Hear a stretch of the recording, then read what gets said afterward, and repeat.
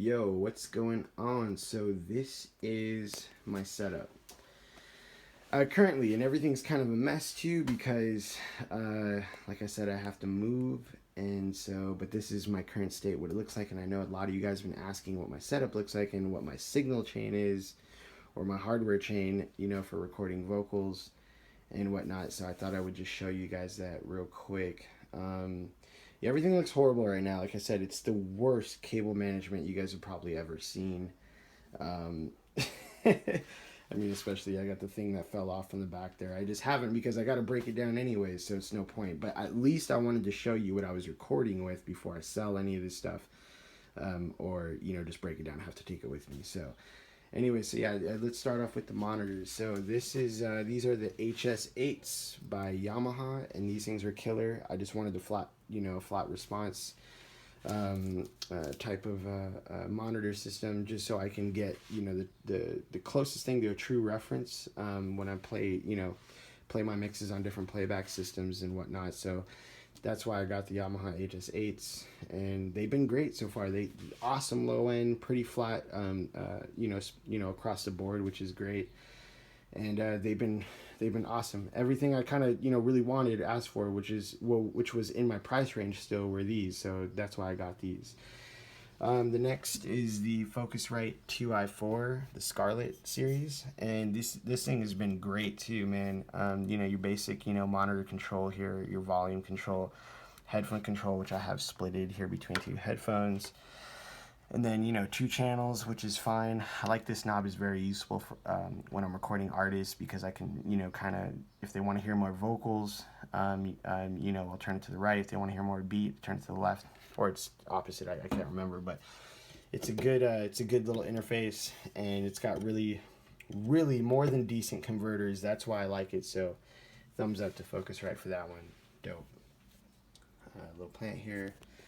Vape, and this thing's super helpful, which I'm going to get a way better one, but this is your USB tower, which is awesome. And then I have my late 2013 MacBook Pro, which has been great. The best mouse on the earth, which is I think it's like the Master by Logitech. Super sick. I have the PC here for my beats because I primarily use FL Studio. I know I said again, man, everything looks dirty. It's only because here's the door right here, and I live in the high desert, so you gotta dust things frequently, man. That's just how it is up here. Yeah, so then, let's go here first, because I know you guys are probably curious about this, but this is, I'm sure you could tell, it's the Avalon 737 SP, which is dope with the grill guard here, just so the Avalon can breathe. As you can see, the vents on the top there. This thing's super dope. I like it primarily because one thing I was looking for was to get a, just a simple high pass here, because there is no dedicated switch on the Neumann TLM102. So it's nice to have that here. Like this microphone pairs up really nice with the Avalon, which is great. And so yeah, I like that I get a high pass frequency knob here with this engaged, right? So that's always good. And yeah, the input, basic input, which is line or mic. If you're doing a line, you'd plug in here or in the back, it doesn't matter. And you have your input gain here for your preamp. And let's see, your phantom 48 volt, which is what I use instead of the 48 volt on the preamp, which is right here. So you don't have both those engaged, just either or. And of course, I'm always going to have it on here. So when I'm going to record, this button goes in. You see the meter jumping too, or it did, but anyways, yeah, so so it's pretty good. High gain, phase, all that stuff. Here's your basic compression settings here, which are your attack and release. And so let's see, your threshold, your compression, I have it pretty hard here, because if you must know, on the Avalon, it seems to kind of be a soft compression. Like, it's not, you have to turn it pretty hard to get like a limiting compression, but then again, it's not the strongest compression. So just mind you that you're not buying this Avalon for the compression, you're actually buying it for the tube pre. So keep that in mind. So if you wanted anything stronger, you should invest in a separate, separate compressor for a rack unit, like, get something underneath or on top, whatever. and then you could adjust your compression settings, you know, with the separate hardware, which is actually what I would recommend doing. But this compressor works decent for what it is. It's not my favorite by any means, but it works decent, and it kind of helps to just kind of, you know, gradually kind of smooth out the signal a little bit from peaks and stuff like that. So it does help. It's not the strongest, but it definitely does help, and it works. So that's pretty cool. And then over here you have your, you know, your EQ settings, which is pretty nice too.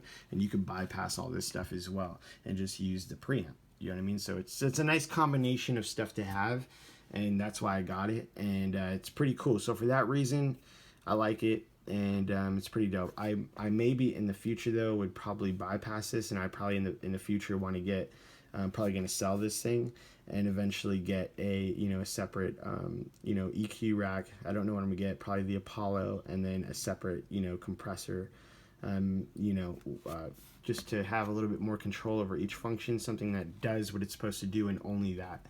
You know what I mean? More specified pieces of hardware to do certain things. But this has been great so far, and if you're on a budget, you know what I mean, or even a bigger budget, like this is ideal, you know what I mean? Especially with this microphone, it's ideal. Let me flip this up, you know, and it works. So these two, like I said, compared is pretty dope.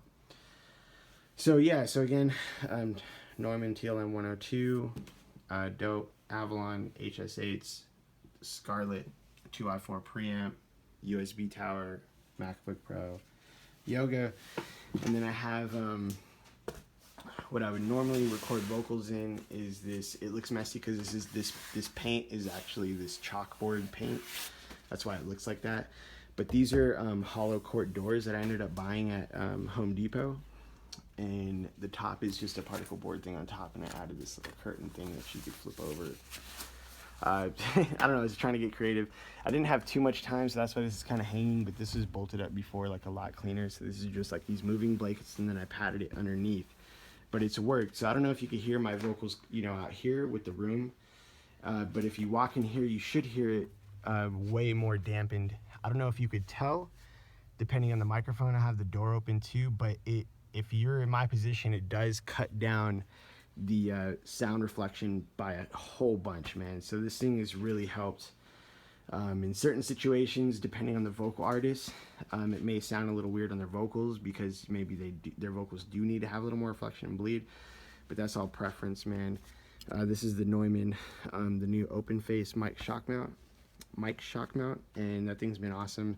I forget what guard this is too, and just your stand, you know. But that's basically it, guys. Basically my setup, what I've been rocking with for the past you know, year or 2 years. So it's taken me a minute to kind of acquire, you know, a few of these things, but you know, over time you just keep working at it, and you just, you know, slowly just kind of add new gear, and it's been dope. So yeah, and to answer someone else's question too, or a few of you guys' questions, I do always, this is just me preference, I always record dry. So I'm always singing into the mic, which goes into the Avalon, which goes into the Scarlett preamp, the interface, and then into my computer. Always recording dry, because I like to mix and balance everything out later inside. Because the thing is I want to hear a clean dry signal. If my dry signal sounds fantastic going in, then I know my quality after I mix, my post quality is going to be that much better. You know what I mean? So that's why I record dry.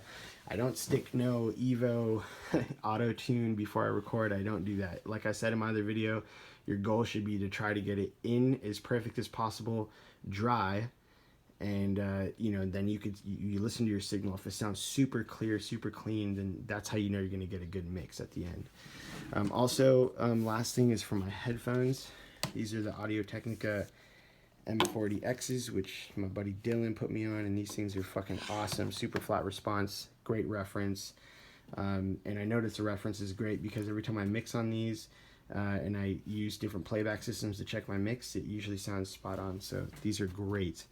And then the last ones are the Bayer Dynamic DT770s, and these things are awesome too. I like that it's only what is it, 80 ohms, so it's practically you know what I mean, there's no bleed. These are great to record with, no bleed for the microphone, so super dope headphones, and it has a huge stereo field too, which is awesome. So anyways, guys, that's basically my setup, and I will talk to you soon, guys. Peace.